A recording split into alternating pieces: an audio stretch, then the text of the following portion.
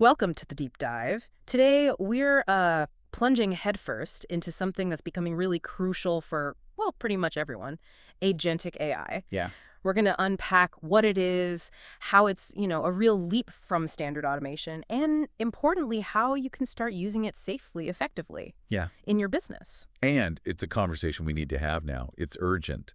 So many organizations are feeling this immense pressure, right? Mm, On one side, you've got rising operational costs, talent getting pricier, service expectations just soaring, and then there's all the compliance stuff piling up. right. And on the other side, the old ways of saving costs, like outsourcing, offshoring, maybe hiring freezes, they just don't give you the scale you need anymore. They don't cut it. Exactly. And it's not even just about the money, is it? It's also about sheer speed, capacity. Uh-huh. Customers want answers now, 24/7. Your own teams, they need tools not just to do more, but to do better work, higher value stuff. Yes. The market demands faster experiments, quicker results. And this is where these AI agents really come in. They're a new path.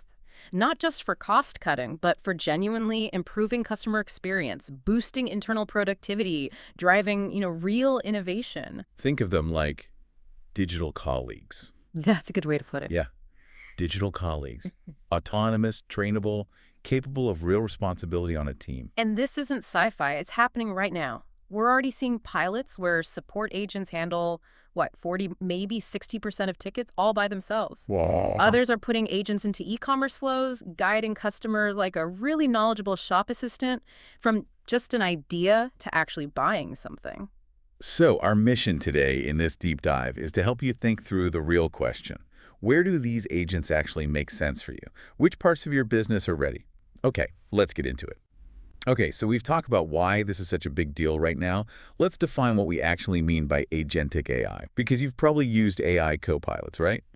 Most people have encountered them now. These are great tools. They assist you, drafting emails, summarizing docs, maybe suggesting code. Super helpful. But they always need a human pulling the strings. You decide. You press send. Right, and that's the key difference here. A copilot helps you. A digital colleague works with you, or maybe even for you, in a sense. Okay. It's the difference between assistance and actual ownership. Ownership. That's the word. Digital colleagues are designed to take on real responsibility. Exactly. They finish tasks end to end. They operate autonomously, within set limits, but they handle recurring stuff without constant hand-holding. It's a mindset shift, really. Yeah. Think about onboarding a junior team member. Yeah. You train them, give them tools, check their work, and then as they prove themselves, you give them more scope, Right. more responsibility. And you build trust. It's the same idea. Yeah. That's the mindset for these agents. Okay, give me a simple example. Co-pilot versus colleague. Sure. A copilot drafts an email reply. Then it sits there waiting for you to review, maybe tweak it and hit send. Okay, standard. A digital colleague, it owns the whole support ticket. It triages it, checks the CRM, maybe the order system, figures out the answer, writes the response, and closes the ticket. All by itself. All by itself. Unless something pops up that's outside its training or, too risky, then it flags it for a human. It escalates. Got it. And you said it's not just support. No way. We're seeing them as e-commerce guides, like we mentioned, pricing reviewers, procurement assistants, even testing digital products. Agents that own work, not just suggest text. Interesting. And this changes how you even design things. A copilot often lives inside one app, Right. but a digital colleague, it might need access across multiple systems, just like an employee. It might need to read from your CRM, trigger something in your ERP, update a case in Zendesk or whatever. Okay, so it needs broader access. And crucially, it needs to know its limits, when to stop and ask for help. That's vital. So bottom line, co-pilots are tools, colleagues are teammates. Well put. And teammates can be trained, promoted, relied on, not just clicked. Okay, so we've covered efficiency, how they take ownership. But let's shift gears a bit, because the opportunity here isn't just about saving money, is it? No, absolutely not. Some of those exciting uses we're seeing are actually about making the customer experience way better, or expanding services, or even creating totally new value propositions. Things you couldn't do before. Exactly. Things that just weren't feasible with human teams alone. AI agents can serve customers in ways that were, frankly, impossible before. Like the Big Macs example you mentioned, the chat and shop thing. Yeah, exactly. Yeah. It's a pilot. But think about it. A digital colleague helps you plan and buy everything for a project. building a deck, a shed, whatever. So it asks questions, recommends stuff. Right. It asks clarifying questions, suggests the right materials, adjusts your shopping cart as you go, guides you to checkout. It's not just a dumb chatbot answering FAQs. It's an advisor. That's pretty cool. And then there's Seed on In. They have an AI agent managing parts of their support and their marketplace operations. So it does more than just answer questions. Oh, yeah. It works across different systems to triage issues, give sellers guidance on the platform, cut down wait times. It drives that real-time responsiveness, even when the human teams are swamped. Okay, but these are retail examples. What if you're not in retail? Doesn't matter. Imagine you're a B2B software company. You could have an AI onboarding agent, right? To help new customers. Yeah. Guide them through setup, configure their dashboards based on their needs, nudge them towards those aha moments, those success milestones. Or logistics. Sure, a dispatch assistant. Monitors real-time changes, traffic delays, whatever, and maybe resolves small routing issues automatically without needing a human dispatcher to step in for every little thing. Reduces bottlenecks. Okay, I can see that. We've seen early designs in finance, too. An agent helping process loan applications, not just for speed, but aiming for fairness, consistency, and making audits easier. Interesting. Healthcare. Clinical documentation. An agent could assist in classifying codes accurately. That frees up clinicians' time, which is hugely valuable. Right. This gets really interesting when you think about it this way. These agents let you do things you just couldn't afford to do manually before. Exactly. Suddenly, you can afford to give every customer a concierge experience. Every product team gets a tireless tester. Every analyst gets a research assistant digging through data. That completely changes how you think about scale, doesn't it? It really does. Yeah. And look, most managers know how to recruit people, right? Sure. Adopting AI agents, it follows a similar logic. You spot a need. You define the role, the job description for the agent. You onboard it, give it tools, training data. Then you gradually increase its responsibility. As it proves itself. Right. The only difference, you can now hire for tasks that were always off limits. Too repetitive, too costly, maybe too low margin to justify putting a person on it. So if you know how to hire people... This won't feel totally alien. Bringing in an AI agent is like finally filling those roles you never had the budget for. Repetitive stuff, overnight service, tasks that fall between teams. Now you have a digital colleague ready to learn and grow. Right. The constraint shifts. It's less about headcount, more about imagination. So yeah, cost savings are real. But the big upside, experience, innovation, adaptability. We've looked at improving customer experience, unlocking new value. But there's another shift happening here, and it feels structural. It's about how scale works differently with agents. Yes, that's a fundamental point. Traditional scaling. Right. It relies on adding people. More work comes in, you hire more people. It's linear. And that line just keeps going up. Hiring is slow, it's expensive. And often, you just can't hire fast enough or find enough people with the right skills, especially at the scale customers expect today. So how does Agentic AI flip that? Well, once an agent is trained, integrated, and approved for a certain task, let's say answering inquiries or generating reports or reviewing insurance claims, you can replicate it. Replicate it, like copy-paste. Pretty much. Scaling becomes duplication, not recruitment. Okay, example time. Right. So you have that support agent working great in Swedish. Well, Now you want to offer the same support in Norwegian. You don't need a whole new Norwegian team. Yeah. You duplicate the agent, add Norwegian language skills, give it the same rules and guardrails. Boom. Okay, that's powerful. Duplication. What else? Elasticity. Think about seasonal peaks. Yeah. Black Friday, tax season, whatever your busy time is. Yeah. You can scale up your agent capacity instantly and then scale back down when the rush is over. No hiring temps, no overloading your permanent staff. Wow. So you just spin up more instances. Essentially, yes. The underlying economics are just completely different. With people, your cost per task is usually fixed, or it might even go up as your organization gets bigger and coordination gets harder. Right, overhead. With agents, especially once the infrastructure is set up, the cost per task tends to decrease as you scale. So the question changes. It's not how many people do we need? Exactly. It becomes, can an agent handle this? Okay, great. How many clones do we need today? And just to reiterate your earlier point, this isn't necessarily about getting rid of people. No, not at all for the most part. It's about building capacity that was simply out of reach before, making your organization faster, more adaptable, delivering value where it really counts. Okay, this sounds promising, but let's get practical. How do we actually know if an agent is, working, not just technically running, but adding real value? contributing? That's a really important question. And it's where we need to move beyond just looking at standard AI metrics like accuracy percentages or response latency. Those matter, but they don't tell the whole story. So what should we look at instead? We focus on something more practical, more human, actually. We call it span of responsibility. So span of responsibility. Okay, what does that mean? It's basically about how much of a process the agent actually owns. Is it just drafting things for a human to check? Okay. Or is it actually reviewing data, making decisions based on rules, completing the task fully, and maybe updating the team or the system afterwards? How much does it do end to end? So it's like, how much autonomy does it really have? Exactly. Think about hiring someone new, maybe fresh out of college. Okay. You don't throw them into the deep end on day one. Right. You start them on something small, defined, low risk. Makes sense. As they learn, as they build trust, you let them handle bigger things, more complex tasks. Eventually, they might run a whole part of the process themselves. Got it. Progressive responsibility. That's the exact same logic for digital colleagues. You start them narrow, maybe just responding to basic FAQs or generating simple summary. And then Then, as the agent proves itself it's reliable, its outputs are good, you promote it. promote an AI. How does that work? You give it access to more systems. You allow it to make certain types of decisions without needing a human okay every time.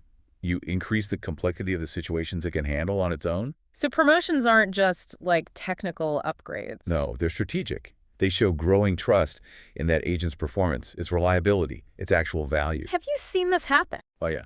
We saw one company where their first agent version could only suggest actions. A human always had to click confirm. Okay. Very cautious start. Right. But after just 3 weeks, something like 80% of its suggestions were being accepted with 0 changes. Wow, okay. So promotion time. They updated it so it could execute the low-risk actions directly. It still logged everything for review, but it didn't need to click anymore for those simple cases. And did it stop there? Nope. Eventually, that same agent started handling entire workflows end-to-end for the common scenarios, which freed up the human team to focus on the weird edge cases, the really complex problems, and improving the process itself. So maturity in agentic AI isn't about having the fanciest model. Not necessarily. It's about having agents with clear jobs Okay. embedded in real work, delivering actual results, and growing the responsibilities over time. That's the real test then. Can it own work? Can it get promoted? Exactly. That's how you know it's truly a colleague, not just a clever tool. Okay, we've talked responsibility, promotion. Let's get down to brass tacks. What does a digital colleague actually need to function? What do we have to set up for it to actually contribute? Yeah, good question. It helps, again, to think in HR terms. When you hire someone, you don't just point them to a desk and wish them luck. Right. Hopefully not. Right. You give them a job description, you give them access to the tools they need, logins, software, you provide some training, and you make it clear what they should handle versus what needs escalating. So it's similar for AI agents. Pretty much. They need to know a few key things. 1, what's my job? What am I supposed to do? Okay. The role. 2, what systems can I touch?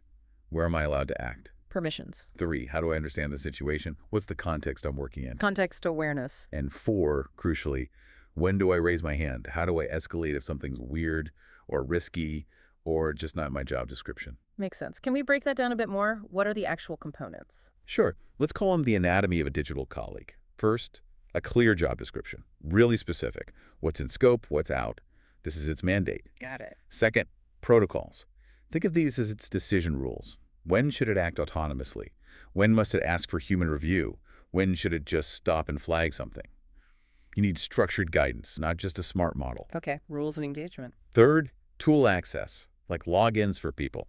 The agent needs permission, usually via APIs, to read from systems, write to systems, maybe interact with communication tools like Teams or Slack. Right. It needs to interact. Fourth, memory. It needs a short-term working memory for the current task, but also, ideally, access to some persistent memory, past interactions, history, relevant data so it doesn't start every task completely fresh. It needs context.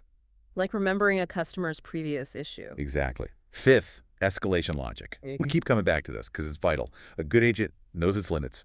It knows when to stop and ask for help because the task is outside its scope, or the data looks weird, or the risk level crosses a threshold. Super important for safety. Absolutely. And finally, sixth, ongoing training. Or maybe better put, feedback loops. Like people, agents need to learn. If it makes a mistake, there needs to be a way to correct it, to feed that back into its understanding. If new situations come up, you need to expand its knowledge. That's how it improves. And I guess the key here is you don't need all of this perfectly polished on day one. No, definitely not. You don't need perfect memory or every system integrated immediately or every single escalation path figured out initially. What matters is the mindset. Treat it like a team member you're developing, not a static feature you just deploy once. Build for growth. Build for growth. I like that. And remember, it's a colleague, not just code. The goal isn't just integration, it's participation. Can it join the workflow? Can it act, decide, and learn? If yes, it's ready for day one, even if it starts small. Okay, by now, people listening are probably buzzing with ideas for where agents could fit in their own organizations. But here's the reality check. Not every task is a good fit, right? Exactly right. Yeah. Just because you can automate something with an agent doesn't mean you should, or that it'll actually create real value. So figuring out where to start is key. How do you prioritize? Yeah, how do you cut through the noise? We usually use a pretty simple scoring framework, focusing on a few key criteria to see if a process is genuinely agent-ready. Okay, let's hear them. What should people look for? First, volume and frequency. Does this happen a lot? Daily, hourly. Agents thrive on repetition. That's where they learn and deliver consistent value. High volume is often a good sign. Makes sense. What's next? Customer or business impact. Does this process touch customers directly? Or is it tightly linked to revenue or cost savings or maybe critical compliance? You want to focus where the impact is clear and measurable. Okay, focus on what matters. Third, data richness and system access. Does the process rely on reasonably structured data? Is that data actually available? And can the agent get the access it needs APIs, ideally to the systems it has to interact with? Practical feasibility. Right, can it actually do the job technically? Fourth, risk profile and escalation fit. Can we define clear guardrails? Can we make it obvious when the agent must escalate to a human? Early use cases should be, well, safe to fail. Nothing where a mistake is catastrophic. Start safe, learn, then tackle higher stakes. Got it. Fifth, that span of responsibility potential we talked about. Can you realistically see a path for this agent to grow? Start maybe just assisting, but eventually own more of the workflow.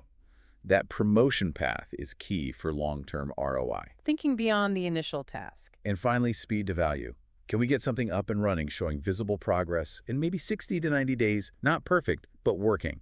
If it's a massive year-long project just to get started, you risk losing momentum before you learn anything. Find the quick wins that have growth potential. Exactly. When you map processes against these criteria, you start to see that fast value zone, the sweet spot of feasibility and impact. This isn't just for back office stuff, right? No, not at all. Some of the best early wins are customer-facing.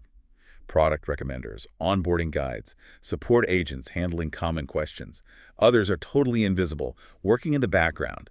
Maybe triaging internal IT tickets, checking pricing rules, doing basic content QA. So as you're listening, this is a good time to think. Yeah, what's repetitive but important in your world? What tasks are eating up expensive human time that maybe they shouldn't be? Where would 24/7 service or instant response really move the needle? Or even, what valuable work is not getting done at all right now, just because nobody has the bandwidth or budget? That's often a hidden goldmine for agents. Definitely. Starting with that sharp focus on where to begin. That's half the battle. Okay, we've talked a lot about the potential, the value, how to grow these agents, but let's be real. Not every agent project succeeds. Some stall out, some break, some never really launch properly. That's true, and it's important to understand why. Because when these projects fail, it's almost never because the core AI model wasn't smart enough. Oh, so what is it then? It's usually a people issue, a design flaw, or just a failure to iterate and improve. So let's walk through the 4 most common failure modes we see, and maybe more importantly, how to fix them. Okay, let's diagnose the problems. What's the first one? Design failures. This is when the agent's job just isn't scoped clearly.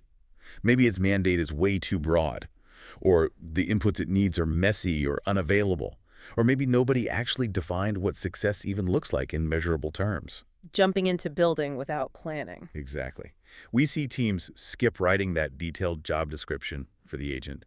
And just like hiring a person without a clear role, it leads to confusion, rework, and disappointment. And the fix. Start small. Write it down. Define the inputs, outputs, decisions, escalations. Treat scoping the agent like designing a real role, not just developing a feature. Okay, design failure. What's number 2? Deployment failures. This is when the agent technically works, maybe in a lab, but it never actually gets adopted into the real workflow. People don't use it. Right. Maybe they don't trust it. Maybe they don't even know it's there. Or worse, they find workarounds and keep doing the task manually anyway. The agent exists, but it's not integrated into how people actually work. So it's a change management issue. Precisely. The fix is change management. Agents need onboarding, just like people. They need clear communication, documentation, visibility. You need internal champions to help roll it out and integrate it. Build trust. Got it. Design, deployment.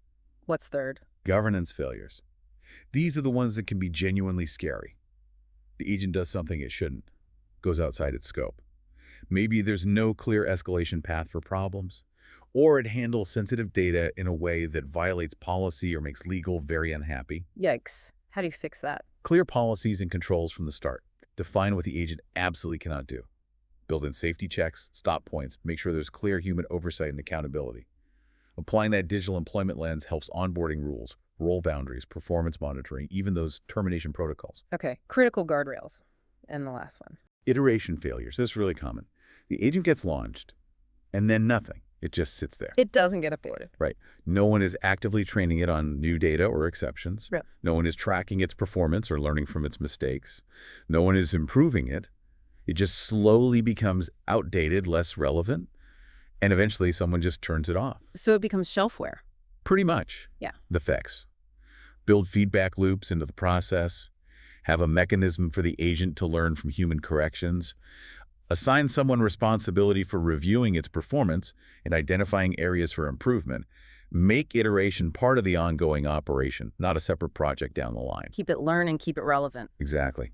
So those four: design smart, deploy visibly, govern responsibly, iterate continuously, get those right, and you move from pilots that fizzle out to agents that become trusted digital colleagues. We just talked about governance failures, which sounds pretty serious. Let's flip that. How do you set things up right from the start, especially around governance? It sounds like it could be a huge blocker. It can feel like a blocker, but actually when done well, it's an enabler. It builds confidence. And yeah, once you start thinking of agents as digital colleagues, a lot of the governance questions start to answer themselves. How so? Well, you realize they need more than just good prompts, right? They need structure, boundaries, oversight, accountability, just like your human employees do. Okay, so that mindset shift again. Don't just hand over the keys. Exactly. When you onboard a person, you don't just say go. You check their system permissions. You clarify what decisions they're allowed to make versus what needs approval. You ensure their work is documented, supervised, and that there's a plan if they leave or mess up. Same principles apply to the AI agent. Precisely. We often find it really useful to borrow concepts directly from HR, even legal frameworks. Sounds maybe a bit odd, but it provides a solid structure. Okay, like what? How does that translate? Think about the life cycle. First, onboarding. Before an agent touches production data, it needs a formal onboarding. Who's its manager? What systems can it access specifically? What training data was used? And critically, what decisions is it explicitly forbidden from making? We strongly suggest keeping a digital employee record for each agent. Document everything? Makes sense. What else? Role boundaries. Define its limits very clearly. What can it do automatically? What always requires human review or approval? What specific situations trigger an immediate escalation? These rules need to be documented, clear, and auditable. Clarity on authority. Then, performance management. Is the agent actually doing its job effectively? Is its performance improving or degrading? Has the business process it supports changed, requiring an update to the agent? Like any team member, it needs ongoing performance tracking and feedback loops for improvement. Monitoring and tuning. And this one's crucial. Termination and rollback. What's the plan if the agent goes rogue or causes significant harm? Or if the business strategy changes and its task is no longer needed? You must have a clean, immediate rollback path. The off switch. Exactly. Yeah. Can you disable it instantly? Who gets alerted? What happens to the data it was processing? What are the audit logs? Every production agent needs a clear, tested termination protocol. That sounds like serious planning. It is, but it's essential. And involving legal and compliance early, in the design phase, saves so much pain later. They can help ensure the agent operates within all the existing rules. GDPR, security policies, internal controls, even brand voice guidelines. So they're part of the team building it. Ideally, yes. Because remember, good governance isn't about stopping progress. It's about enabling safe progress. Agents can actually act faster and more confidently when their boundaries are crystal clear. They can get promoted faster when success is tracked reliably. Yeah. And they can scale much more easily when governance is solid, not an afterthought.